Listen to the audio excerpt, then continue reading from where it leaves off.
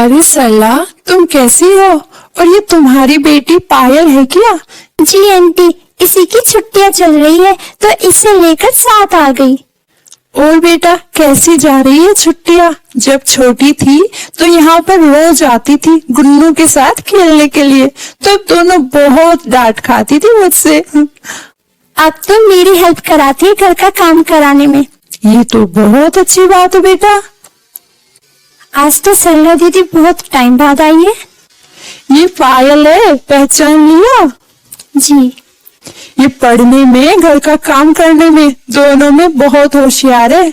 और एक मेरी पोती है जिसे किचन का काम भी नहीं पता। मैं चाय लेकर आती हूँ। माँ, मैं बोर हो रही हूँ, क्या हम इन छुट्टियों में कहीं घूमने नहीं जाएंगे? बेटा, इस बार गोलू के 10वीं के एग्जाम है, उसके ट्यूशन लग चुके हैं, पापा को भी प्रमोशन मिलने वाला है, तो वे भी छुट्टियां नहीं ले सकते अभी।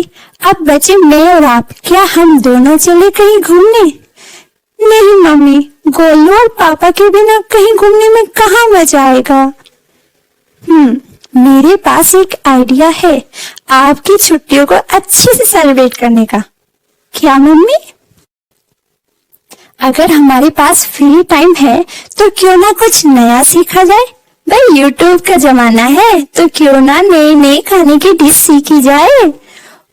वाह मम्मी, ये हुई ना बात, इन छुट्टियों में रोज नया स्वाद। बेटा, मैं चाहती हूँ कि आप भी मेरे साथ किचन में रहे और कुछ नया सीखे। Okay mummy. रीता और गुन्नू डेली कुछ नया सीखते और बनाते। ऐसा करने से खाने में सब्जी तो अच्छी बनती, लेकिन रोटी नहीं, क्योंकि रोटी बनाती गुन्नू और ये रोटी होती कुछ मोटी और कुछ कड़क। मम्मी, आप मेरा लंच मत दिया करो। क्यों बेटा, क्या हुआ? क्या फायदा देने का अगर मैं उसे खा ही नहीं सकता? जितनी अच्छी सब्जी उतनी ही बेकार रोटी।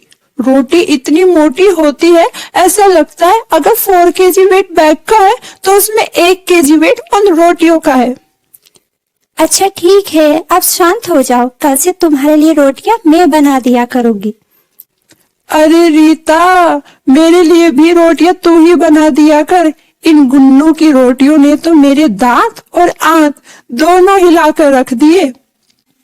ठीक है मम्मी जी। ये गुन्नू को किचन में भेजकर तो मैंने खुद अपने पेट पर कुल्हाड़ी मार ली।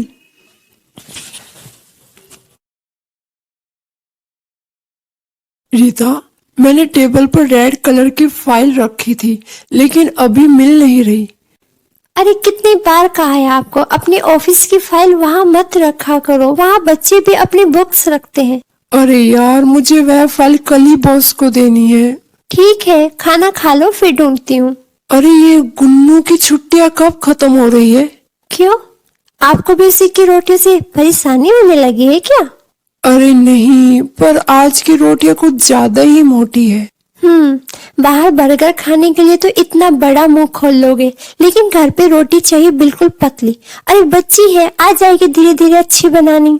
सोनू और रीता में ऐसे नोकझोंक चलती रहती है, लेकिन गुन्नू अपने कमरे में निराश बैठी थी, क्योंकि उसने सभी की बातें सुनी कि कोई भी उसकी रोटी को पसंद नहीं करता। तभी रीता गुन्नू के पास पहुंचती। क्या हुआ, मुझसे अच्छी रोटियां नहीं बनती?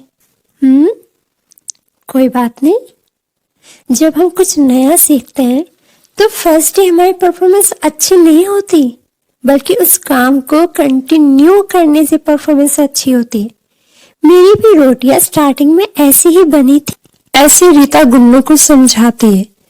गुन्नू की छुट्टियां भी कुछ दिनों में खत्म हो जाती है। वैसे तो मेहमानों का आना जाना लगा रहता है, लेकिन कुछ मेहमान ऐसे होते हैं जो आते तो है लेकिन जाते नहीं। ऐसा ही कुछ हुआ रीता के परिवार के साथ, जहाँ सोनू के मामा का लड़का अपनी फैमिली के साथ आया। रीता ने मेहमानदारी भी खूब की, लेकिन शायद मेहमानदारी कुछ ज्यादा ही हो गई थी, तभी तो मेहमानों का जाने का मन ही नहीं करता। रीता से रोज नया नया खाना बनवाना, गोलू की बुक्स, सासू माँ का चश्मा और सोनू की फाइल, किसी भी चीज का घर में कोई रास्ता नहीं था। अरे यार, राशन, बिजली का बिल, शॉपिंग, मूवी का खर्चा। यार मेरी इतनी भी ज्यादा सैलरी नहीं जिस हिसाब से खर्चे बढ़ रहे हैं।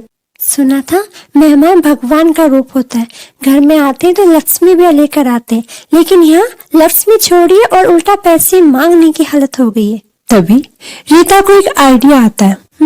अब इन मेहमानों को भगाने के लिए हमें अपना रामबाण छोड़ना ही पड़ेगा। रामबाण? गुन्नू की मोटी रोटियां। जैसी उम्मीद थी वैसा ही हुआ।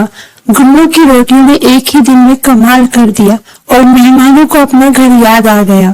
गुन्नू, जिसकी रोटी मोटी उसका भी बड़ा नाम है, मेहमानों को खिला दो तो उनके टिकने का क्या काम है।